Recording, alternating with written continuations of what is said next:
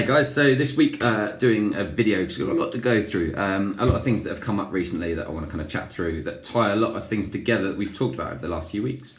The kind of first thing I want to talk about is moderation. That's kind of the overall theme for this. Making sure you're getting everything in moderation.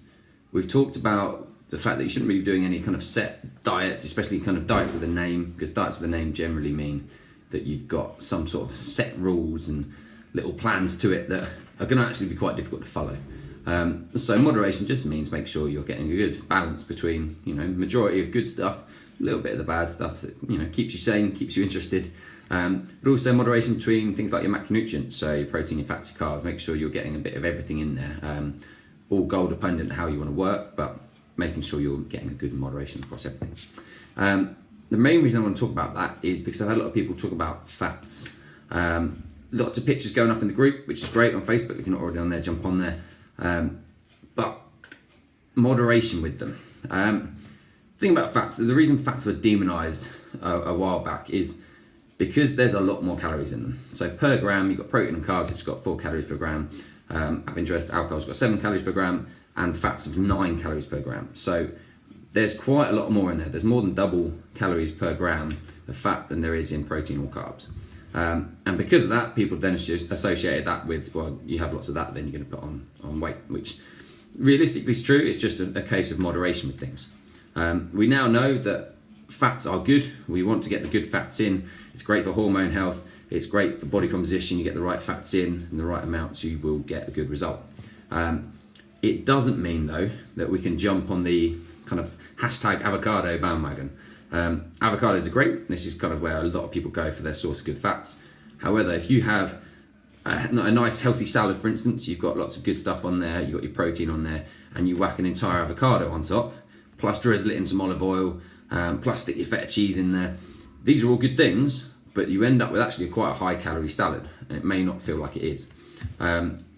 And that's why some people have been coming to me saying they're eating really healthily, and they are, they're eating all good stuff, but they're kind of having too much of a good thing. And you end up having quite high calorie meals. If you're looking to lose fat, then you need to be in a calorie deficit. That's it. There's no two ways about it. You need to do it that way. So if you're eating more than you think you're taking in, you're actually eating in a hell of a lot more, and you're not going to be in that deficit. So the thing to think about with fats is don't cut them out. It's like anything. Don't cut out a food group. It's not a good plan to do it. Have them in there, but just have them in there with moderation. Think about your portions. So we talked about tracking a little while back. This is where this ties in. You need to be tracking in some way, shape or form. Whether that's using kind of hand sizes, using portion control, using MyFitnessPal, all those kind of things. If you're using MyFitnessPal, you should stay within your limits because it will work out what's in there and it will let you know whether you're in those zones. If you're using portion control, I talk about the hand sizes stuff quite a lot. I like that because it's nice and easy. You'll notice that whenever we talk about that, there's actually a small amount of fat. We don't talk about having a lot of fat in there, but that's because we kind of generalize things into different groups. So for instance, it says having a thumb's worth of fat. So that is a small amount. If you think that many kind of walnuts on your salad, that's not a lot. However, you should be having some protein in there as well. So your palm sized protein may be some slices of steak, for instance. That's going to have some fat content as well. Although we class it as the protein, that's why we keep the fat smaller on our kind of hand sizing, because you're going to get more of it in other ways, as in alongside your protein. There's not many foods that are just purely one macronutrient. They will have a little bit of everything. So in case of tracking things, just make sure that you're keeping everything in proportion, keeping everything in moderation. Just because something's healthy, you can overeat it. So just make sure you're keeping that in check.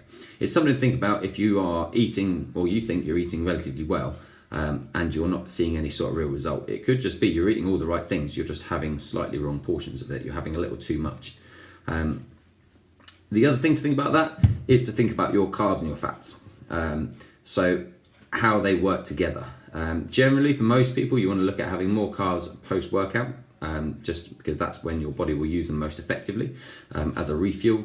The sources of carbs can be kind of dependent on your goals.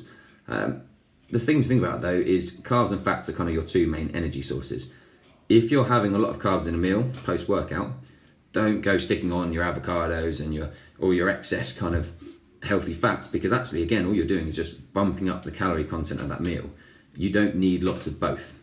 It's just like putting in 2 lots of fuel in there when you don't need to, you just need the one. So if you're having a slightly higher carb meal, drop the fats back down so that it's majority protein and carbs. And when you're having your other meals, kind of drop the carbs down and raise the fats.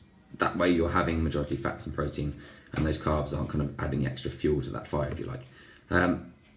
That way you're going to keep your overall control of your portions. You're going to keep your calories in check overall and keep you in that deficit.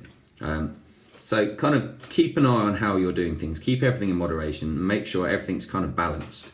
People talk about balanced diet. It doesn't really mean anything anymore. It's been a term that's been touted by the government for a long time, and has lost all meaning. Balanced diet is just a case of you're keeping everything in check. You're making sure you've got the right overall amount there and it's split down right, however works for you. A little more on that. You've probably heard a few of the other coaches talking about it, and we've all been talking about it as well. There was a recent study done on losing fat, on how their kind of macros work out. The thing that came out of it, which is something that we've been kind of saying for a while, and it's nice to be validated by a study, is that your protein is your most important thing. You get that right, and you keep your calories right, whether you're doing this by calorie tracking or portions or whatever, however it is, you keep the amounts right and your portions are right on protein, then you're going to get the result. The carbs and fat is just appropriate to you. Now, they did it so that people were on the right amount of protein and then majority carb, and then they had other people with right amount of protein and majority fat. Both of them lost weight. It didn't really matter. The main difference was that the people who had the higher fat diet felt more full. They found it easier to stick to. They didn't have any real cravings, and that was a lot easier for them. However, it's up to you what works for you. Some people work better with a higher carb ratio on there, so they drop the fats down, have slightly more carbs. As long as you're getting it from the right places, it's all good. So majority should come from vegetables, real food stuff, the least processed as possible. So actually the case is that make sure your protein is on point. Make sure that you're tracking in a way that you're not overdoing it on fats or overdoing it on carbs by putting both in at the same time. You're kind of having more one or more the other and drop the other one out. And make sure when you're having these healthy foods, you're still keeping yourself in check with your portions. Don't go overboard and just smash in a whole load of stuff. Like we talked about with the tracking, it's a case of, are you getting result? If things are working, stick with it. Once it plateaus, have a look what you need to do and tweak things. If it's not working, then something needs to change. There's no point doing the same thing over and over and over again. It might not be big changes you're seeing. You might be seeing things slow and steady, which is good because it's more likely to be fat that way. But slow and steady with it. This also goes for people who aren't looking to lose fat, but maybe looking to build a bit of muscle, looking for that kind of strength gains, things like that, fueling their activity rather than looking for a body composition change. You still need to make sure everything's in check. You need to keep everything in moderation. So if you're looking to build muscle, you need to be in a calorie surplus. You need to be having more calories than you're burning, so your body can use that to build the muscle. But you still need to make sure you're getting them from the right places. So overall, like we said, moderation is a good thing. Make sure you're keeping everything in check in the right kind of orders and everything. In terms of your healthy foods, especially healthy fats, make sure you're keeping those in check. Don't go overboard with them because you're just going to bump up those calories too high, and then you're not going to lose fat if that's your goal. And keep tracking everything. And as usual, nice to have some studies validate it, but make sure your protein is on point. You should be eating the right amount of protein, and then the rest of it can kind of work as is appropriate for your goal and is appropriate for you. So long as it's getting you the result you want, stick with it. If you need any more help with these things, drop us the email, nutrition@thefitnessexperts.co.uk. Got plenty of people coming through on that, asking just random questions or wanting to go really in depth. However works for you. But I will speak to you soon.